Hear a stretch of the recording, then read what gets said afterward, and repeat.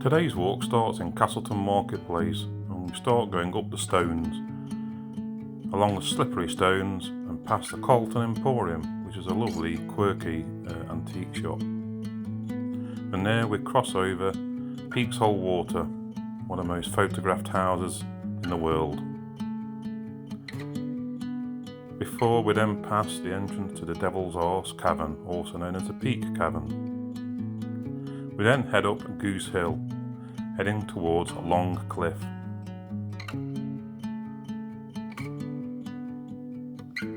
We go through several gates on this walk, so always make sure you shut them behind you.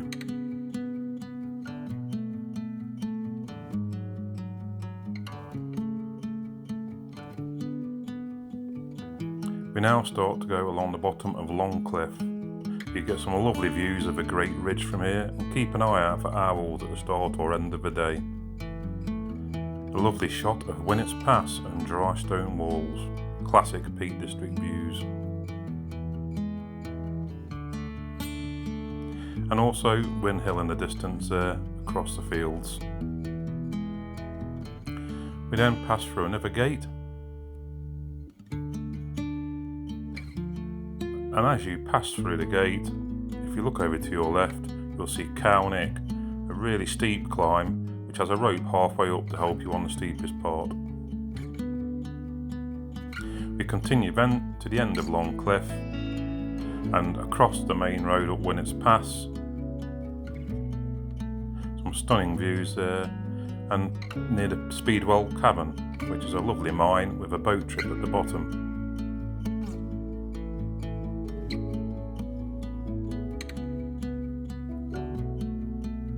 We then cross the fields through several gateways and small stiles, heading towards the old Mamtor Road.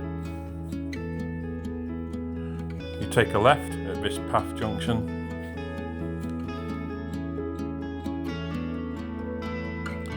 through the small squeeze stile, cross the road carefully and take a left. This is also known as Campervan Alley. Follow this for a while past the Tree Cliff Cavern, another great cavern. And while you're in the area, do remember to take all of your waste home with you. Take in the stunning views across the whole of the Hope Valley as you head towards our target today, Odin Mine. The mine has been here since Roman times. There's a cave here that you can visit. It can be a bit slippery in the wet, so do be careful, but it's not too insurmountable. This is a natural formed cave and not part of the mine. Sadly, this tends to be full of litter and normally have a rather strange aroma, as people tend to use it as a toilet, which is really sad because it is a wonderful natural cavern. You get some stunning views across towards Win Hill from the cave mouth too. The actual mine itself is to the left, and you can check out on this QR code details. From the mine we then head towards a crushing circle. So you take the path to the left, it's part of the National Trust Estate. We head through the gate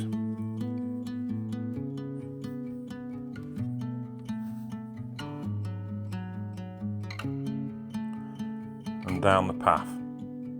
This is the crushing circle itself. It's a great iron rim, and the stone itself there you can see was used to crush lead ore from both Odin Mine and other mines in the area.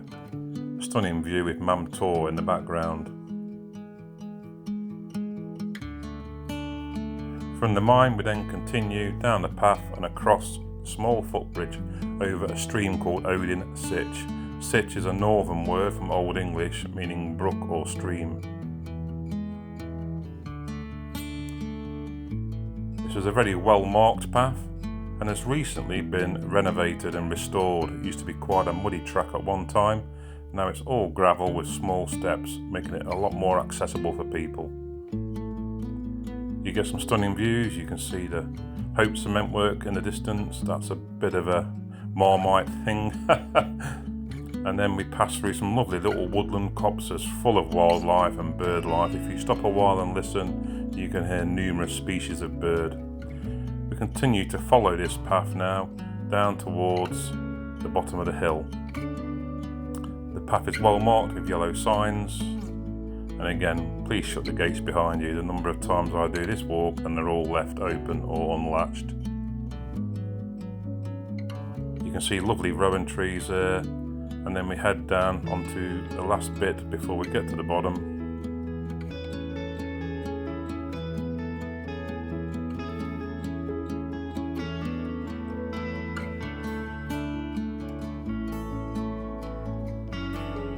Down this series of small steps.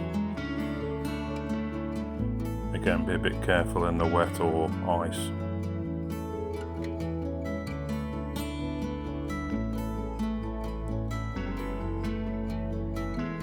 We now reach Knoll Gates Farm. If you turn right here, you can go to Winnet's Pass. We're actually carrying on towards Castleton along the side of Odin Sitch. Lots of lovely gates and squeeze styles on this path.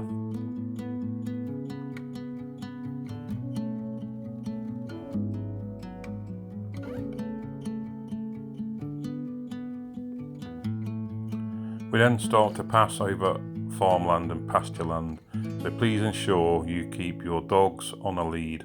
There are cattle and sheep in this area. So we now cross the valley floor, heading back towards Castleton. You get some stunning views of Winnet's Pass as we head that way. I do love these old styles and these weathered old footpath signs with all the lichen and whatever on them.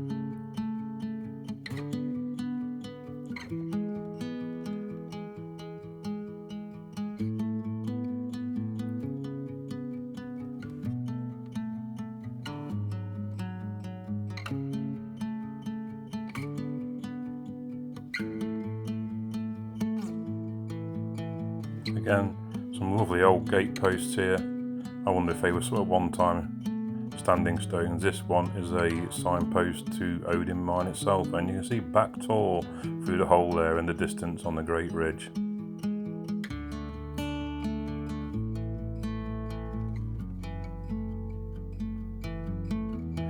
We now come to the most complex gate and style arrangement I've ever seen. This is all quite new, but it helps you avoid the cattle grid.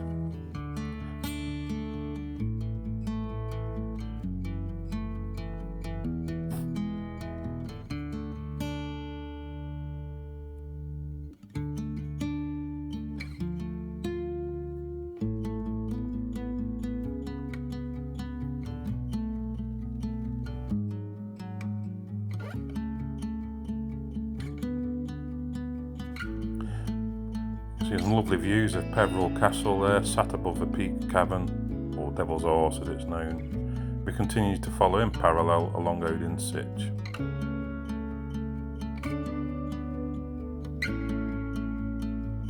As you pass through this particular squeeze style and gate, you pass along a beautiful line of old beech trees.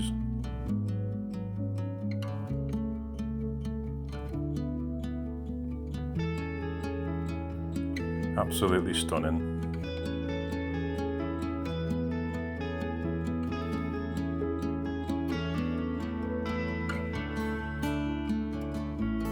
Makes you wonder how old those trees are. You can drop down to the left to Odin Sitch itself if you want to go and soak your weary feet in the cold waters.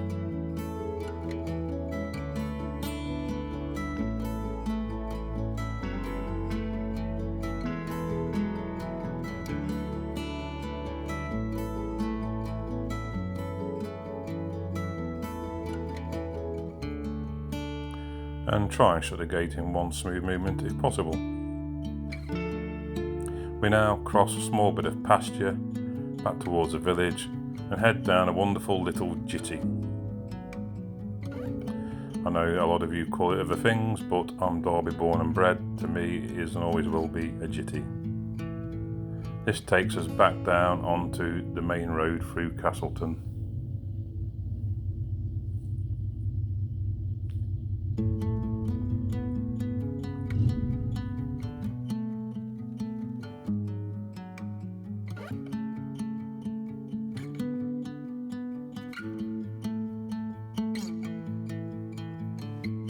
then cross over towards the Peak Cavern car park.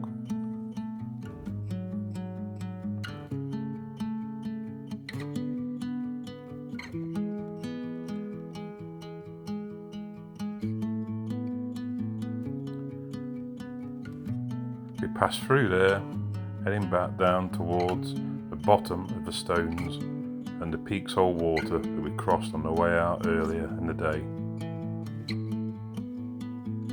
Cross back over the bridge. Looking very low at the moment.